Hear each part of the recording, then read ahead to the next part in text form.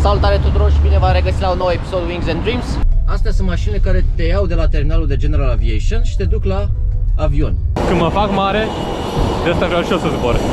Să vă arăt cât costă să parchez un avion. I know it's a different company. My question was, can you send the invoice to them? So then how we reverse?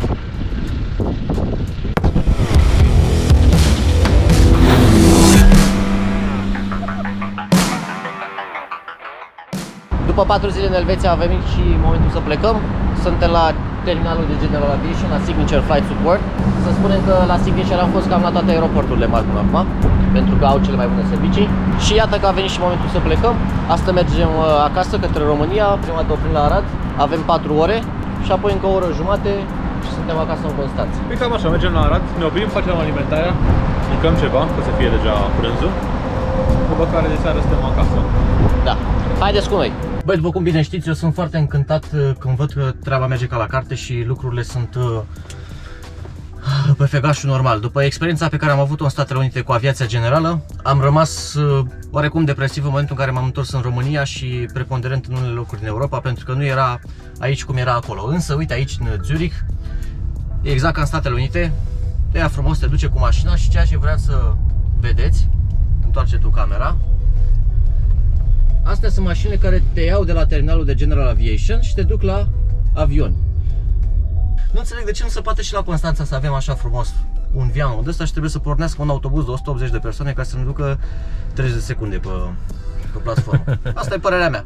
Și acum am răspuns pentru David, nu se poate în România treaba asta, pentru că pentru un avion care vine pe săptămână, și ăla e al nostru, nu merită să cumperi mașini, nu merită să angajezi oameni. Mie îmi place foarte mult locul ăsta pentru că oriunde am fost în Europa și era Signature Flights, Signature Aviation, avem briefing room, avem cafele, avem fotolii să stăm până plecăm la zbor. Bă, te simți că, nu știu, ești apreciat ca și pilot. Ai condiții, ai confort când vine în aeroport. Nu ca în România, că mergi și stai în frig și mergi într-un birou în altul să faci plata la romața, plata la handling, plata la combustibil. Ești înghețat, ești în frig, minus 10 grade afară. Nu-ți dă o apă. Exact. Nu-ți dă o apă, nu-ți dă o cafea, nimica. Da, mă, altceva, Europa. Deci uite, acum am uitat n-am închis bine ușa. Nici măcar nu mi-a zis nimeni nimic. A venit omul să o închidă. Mă simt și prost, dar ca idee, ca și interacțiune cu noi, jos pălăria.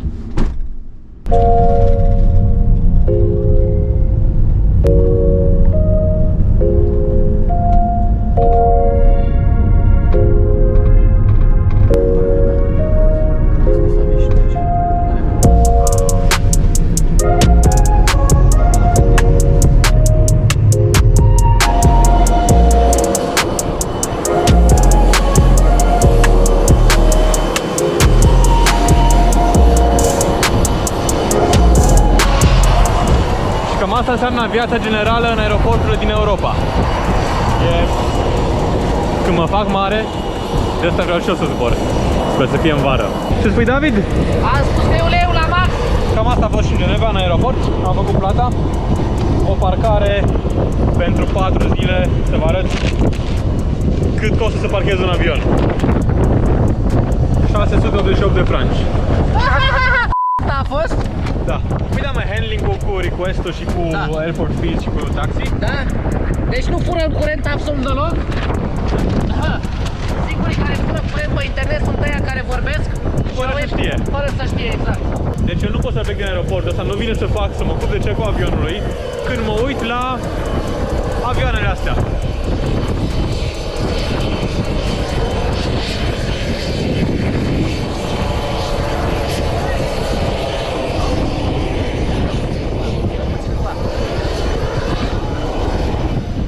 E atât de frumos și de curat aici că șterg pe jos ulei.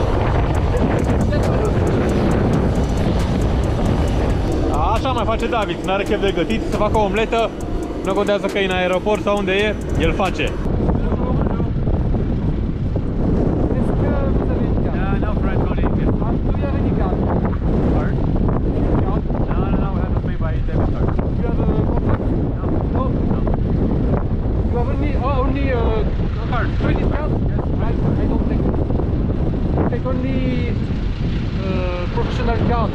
card, BP card, Dash card. But credit card, no. Then send the invoice to Signature and we'll pay to them. Signature flight? You don't have a contract, no? No, I'm saying. You release, no? No, my question was, can you send the invoice to Signature flight and then we pay the Signature, the handling agent? Ah, it's for signature normally. Yeah. Ah. I go to check my office, but normally you don't have filling service, no signature. Signature is another company. I know it's a different company. My question was, can you send the invoice to them? Cash payment? No cash. No, before yesterday.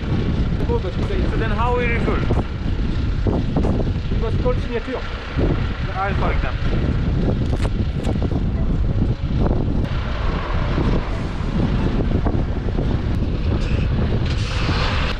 Problema zilei, până să plecăm trebuie să alimentăm.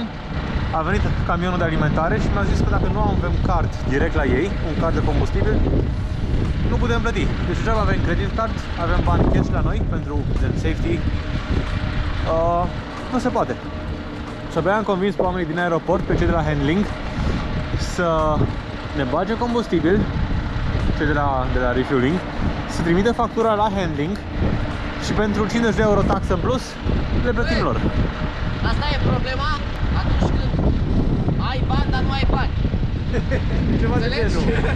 Adică ai bani, te plimbi cu avion, dar nu ai bani la nivelul ăla la care să ai card la gaz. Oricum da, la ce avioane sunt pe aici? Noi cu musca asta, vorba aia, ce naiba să avem card. No problem. Da, sorry, it's all good, No, yeah. no, no. What do we, how much for you? Yeah, full tank. Full tank. So main tanks, auxiliary tanks, everything has to be full. Oh, okay, nice. Concentration. Nice, nice, nice.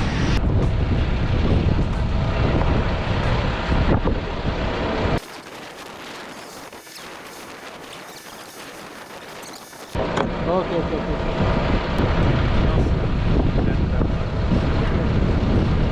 Bă, vreau să spun că în viață Așa? există mai multe tipuri de rușine. Așa. De rușine când trebuie să cer cuiva banii, Ce rușine că e burtă? așa. Așa. Uite, mie acum mi-e rușine, l-am chemat pe ăsta, a băgat 170 de litri, înțelegi? Și aia bagă câte 1000-2000 de litri, știi? Și nu l-am chemat pe ăsta să bage 170 de litri la avion. Îți dai seama câtă factura au aia la 2000 de litri? Și mă simt așa, bă, ăsta vine cu... Deranjezi omul, nu se face, da, nu se face. Să bage 170 de litri Nu și că aia nu cu bagă plinul, totul. a făcut extra plinul la avion. Ei, a mai dat pe lângă, da, uite pe acolo. De pe jos. Dar oricum, astea sunt problemele. Fiecare cu problemele lui, nu? La toți mi greu, dar nu la toți la fel. Exact, da. Da, dar de vezi, te poți simți prost și din cauza asta, că ai băgat prea puțin gaz. Bă, da, avem full-ul făcut. Da, avem full-ul făcut. Consumă cisterna lui ăsta 10 litri să vină aici. Hai, mai departe. Hai să vină pasagerii și plecăm. Da. Avem 9 minute. Exact.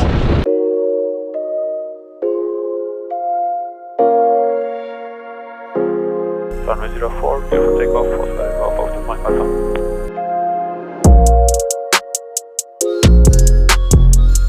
Oscar Mike Alpha, contact departure 119.530, over. 119.530, takeoff of the Mike Alpha. Bye-bye.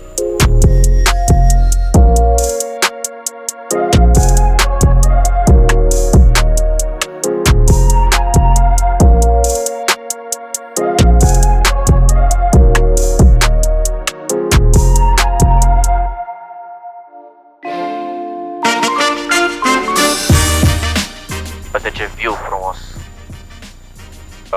Te vezi Alpii de aici de sus? Ai, auzi, Care mișto. chiar că. Vede mie ca mâna mai lungă sau ține tu?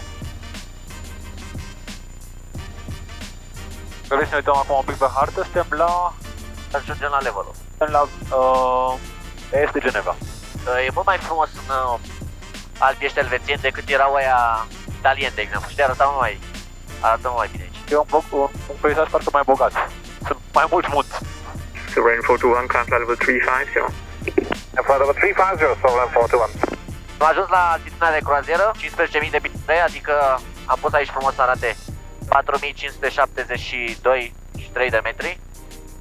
Vreau să vă arăt o chestie cu viteza în aviație. Avem aici în partea stângă pe speed tape-ul ăsta, cum se numește el, scrie aici frumos SAS 173. Ce înseamnă că în momentul de față ne deplasăm cu 173 de noduri prin aer. 173 de noduri ori 2 cât face, Bogdan? 340, 320, 330 de km. Deci avem 320-330 de km pe oră prin aer. Însă avem un vânt de față de 46 de noduri. Deci Aproape 90 la oră. aproape 90 la oră. Și dacă scazi din acest 169 în 46, o să-ți dea de asta de aici, care se numește GS, Ground Speed.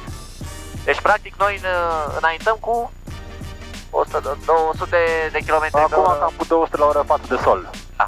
Deci cam asta e cu aviația, e ca și cu bărcile. Când mergi împotriva curentului, mergi mai încet. Ceea ce face să...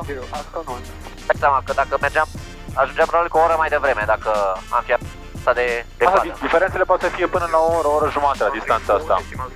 De vânt de față și vânt de spate. Da, dar însă, uite, cu viteza asta poți să te bucuri mai mult de peisajul din dreapta și vreau să arătăm un feature foarte mișto al avionului. Anume receiverul, avem un receiver de la Garmin care funcționează pe baza rețelei de sateliți Iridium, care este rețeaua care are acoperire globală, că sunt și alte rețele care nu au acoperire globală, au până la anumite latitudine. În momentul de față, aș putea spune că suntem foarte pregătiți, în sensul că suntem foarte pregătiți și foarte safe. Totdeauna avem vremea pe rută. Când spune David că avem vremea, se referă că avem precipitațiile, avem givrajul, ghețul, adică Corect. avem vântul, să știm unde avem vânt de față, vânt de spate, la ce fly level să urcăm sau să coborâm, unde avem vântul cel mai prielnic și avem vremea la fiecare aeroport. Exact. Uite, și tu ai pus aici că avem destinația până la Arad, remaining ne dea date pentru restul planului de zbor și ai dat update rate la 5 minute, dați aici update rate 5 minute și ai trimis o solicitare către satelit. Acum el zice receiving request status, receiving weather data, time remaining 10 seconds. Trebuie să facem download din satelit. Exact. Bun, hai să vedem acum vremea. Time remaining, next update, în 4 minute. Corect. Bun, și dacă ne uităm acum pe rută, ce vedem noi? Avem vânt de față cu 40-45 de noduri. În zona asta. Suntem lângă Lozan în momentul de față. Da, Lozanul e în spatele nostru pe stânga. Dacă dăm un zoom out, Garmin nu e un sistem tocmai rapid ăsta 1000. asta exact e ruta noastră, care ne dă și 10 mile în stânga, 10 mile în dreapta față de culoarul nostru. Exact. Deci Deci avem Geneva, Switzerland, Zurich, Liechtenstein, and so on. Și în momentul în care ajungem lângă Zurich, vântul se întețește la 50 de noduri chiar acolo. 50 din față, față stânga, față de noi. Și avem acolo și niște precipitații. Zona asta e icing, de fapt, nu? Și poți să dai un legend. Ai precipitații sub formă de Snow. snow. Cam atât pentru moment. Noi să ne bucurăm de peisaj. Cred că o să dormim curând. Și noi și pasagerii. Să nu ne vadă că dormim. Și ne vedem spre Arad.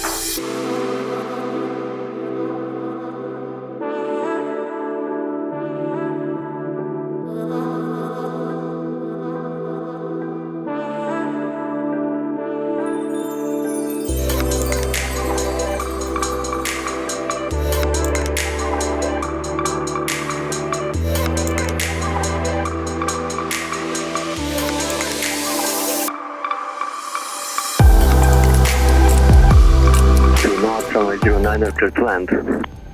Runway 09 clear to land. Oscar Echo, Foxtrot Mike Alpha.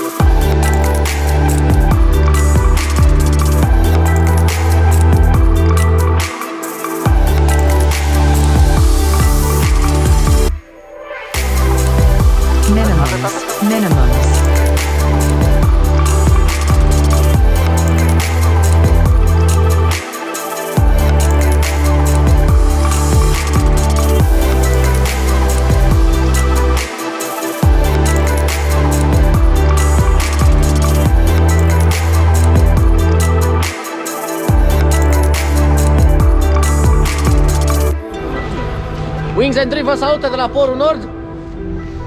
Am venit cu, cum se cheamă aia, lui Moș Crăciun. Am venit cu saia lui Moș Prietenii Crăciun. lui Moș Crăciun. Ia uite bă băiatule ce e afară, fii atent aici. Băi, cum o să fii dimineața în Geneva, frumos, în Elveția, să mănânci o ciocolată, un fondue de la bun. Vezi că ai zăpadă în E mustață. fondue, mă, nu e zăpadă. Da. Să fii pe frigul ăsta, bă. Nu vine să cred că acest coteț, această tigaie zburătoare, această muscă a aterizat pe vremea asta. Bineînțeles că îmi vine să cred, știu foarte bine ce e capabil avionul ăsta, dar poate nu o să le vină la alții să creadă. Știi ce zic? Bă, știi care e faza? Adică, all jokes aside, dacă nu ești IR qualified, dacă nu ai licență de IR, de instrument rating, poți 3 luni pe an nu poți să zbori. Da. Deci am venit pe niște vânturi, vremuri, jet stream-uri Și de asta, din, din Geneva până aici. intră în... De nu ne venea să credem. Da, e Așa nasol. că, Zi.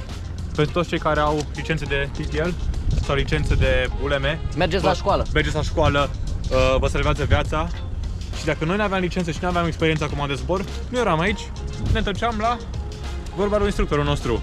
Coada în spinare și înapoi la o vreme mai bună. Cam asta a fost aventura noastră până la Geneva și înapoi, nu? Vine basul după noi. Da, trebuie să scoatem camerele, să facem o groază de lucruri. Până la data viitoare, nu uitați să dați like. Share and subscribe. Share and subscribe. Mulțumim că ne urmăriți. Mergeți să ne vedem și cu Maria. Pa! Pa! E de menționat faptul că ne-am oprit la Arad, adică se vede pe filmare clar și Bogdan s-a dus și a luat sarmale de la mama lui. Și plăcintă cu mere. Și păcinte așa, poți să, Doamne ajută să mănânci. O să zică lumea că n-ai bani, săracul, să duci la restaurant. Și Băi, știi ce o să când- zică. Nu știu. Băi, cum ninge, uite puțin. Vezi cum ninge, băi. Bă, bune, fii atent, David, acum. Ah. Cât de rău sună că am aterizat avionul să iau sarmale de la maică mea. O sună de rău. Da. Mie mi se pare talent. Ia stai să șterg asta.